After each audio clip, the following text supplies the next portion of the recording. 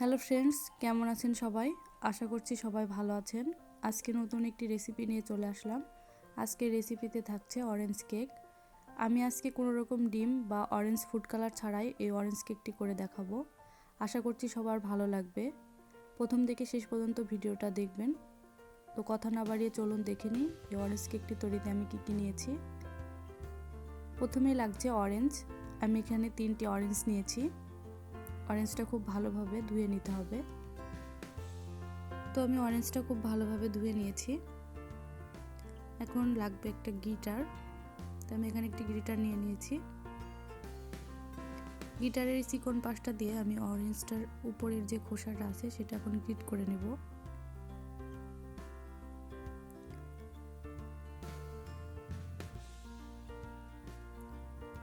তিনটা অরেঞ্জে আমি একইভাবে গ্রিট করে নেব। সব অরেঞ্জগুলো আমি একইভাবে গ্রিট করে নিয়েছি। এখন অরেঞ্জের এই ওপরের খোসাটা আমি একটা সাইডে রেখে দেব। এখানে একটি পাত্র নিয়ে নিয়েছি। এখন আমি অরেঞ্জ জুস করে নেব।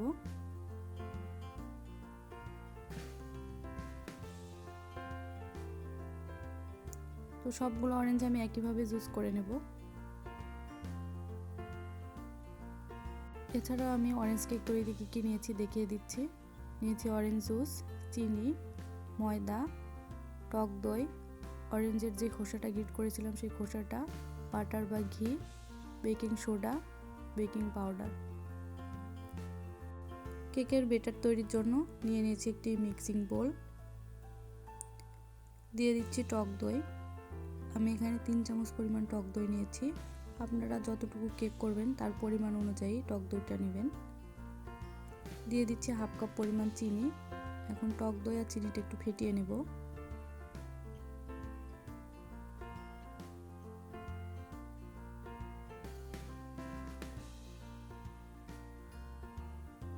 তো একটু ফেটিয়ে নেওয়া হয়ে গেছে। এখন দিয়ে দিচ্ছি বাটার। আমি এখানে 3 চামচ পরিমাণ বাটার ব্যবহার করেছি। দিয়ে দিচ্ছি আগে থেকে গ্রিট করে রাখা সেই অরেঞ্জের উপরের ছালটা।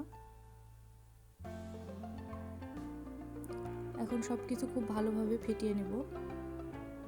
একটু সময় নিয়ে ফেটাতে হবে। যত সময় নিয়ে ফেটানোটা হবে কেকটা ততটাই ভালো হবে।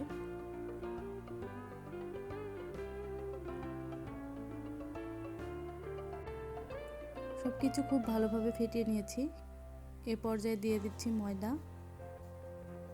ময়দাটা অল্প অল্প করে দিতে হবে আর মিশাতে হবে, একবারে দেওয়া যাবে না।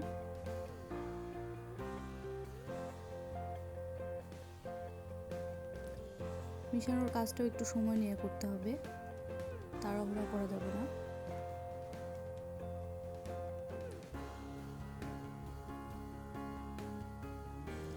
এখন আগে থেকে করে রাখা অরেঞ্জ জুসটা অল্প অল্প করে দিয়ে দেব। একবারে দেওয়া যাবে না, আস্তে আস্তে দিতে হবে আর মিশাতে হবে, কারণ একবারে দিলে কেকের ব্যাটারের ঘনত্বটা বোঝা যাবে না। আমি ব্যাটারটি করা শেষে এর ঘনত্বটা দেখিয়ে দেব।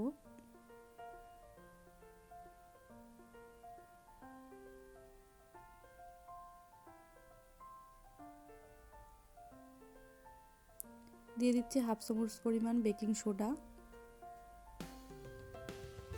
দিয়ে দিচ্ছি 1 চামচ পরিমাণ বেকিং পাউডার।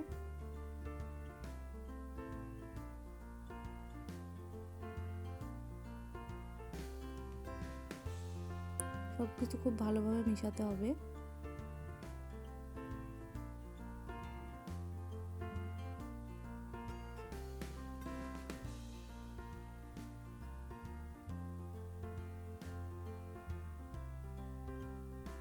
আমি এরকম একটা ঘনত্বের ব্যাটার করেছি। এরকম ঘনত্বের ব্যাটার হলেই কেকটা পারফেক্ট হবে। তো কেক তৈরির জন্য আমি এখানে একটি কেকের মোল্ড নিয়ে নিয়েছি। আমি আজকে ছোট ছোট কেক করব, কাপ কেকের মতো।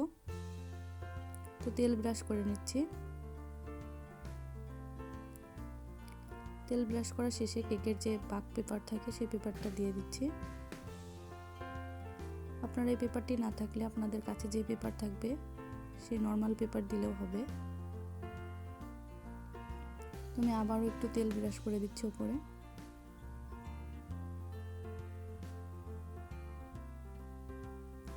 এক এক করে এখন সবগুলোতে আমি কেকের ব্যাটারটি দিয়ে দেব।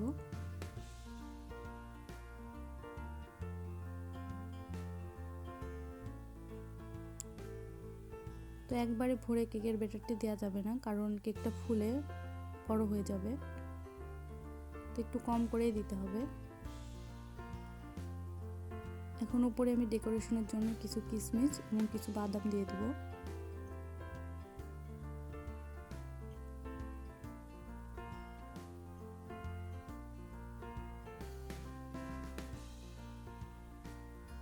সবগুলো কেক আমি একইভাবে ডেকোরেশন করে নিয়েছি।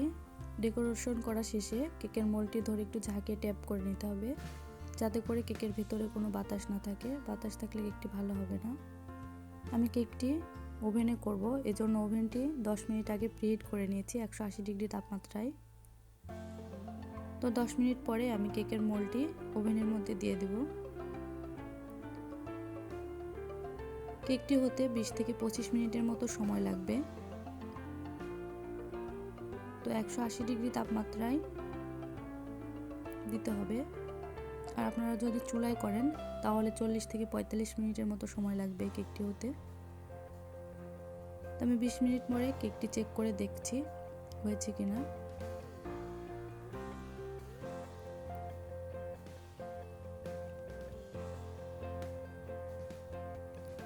তার একটু সময় লাগবে। আমি আর 5 মিনিটের জন্য ওভেনটি বন্ধ করে রেখে দেব।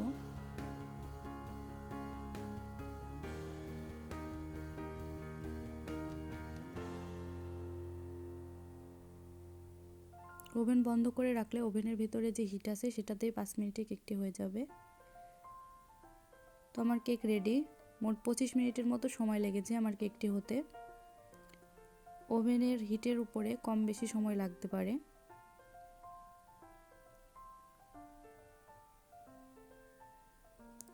এই কেকটি ঠান্ডা হওয়ার পরে খুব ভালোভাবে উঠে যাবে। যারা ডিম খান না বা ডিমের গন্ধ পছন্দ করেন না, তারা আমার এই রেসিপিটা ফলো করে বাসায় এই অরেঞ্জ কেকটি বানিয়ে দেখতে পারেন। ছোট বাচ্চা থেকে শুরু করে বড়রা অবশ্যই এই কেকটি পছন্দ করবেন। এই কেকটি সত্যি খেতে অনেক মজাদার আর অনেক সফটও হয়েছে। আমি একটি কেক আপনাদেরকে কেটে দেখিয়ে দিচ্ছি কেকটা কতটা সফট হয়েছে।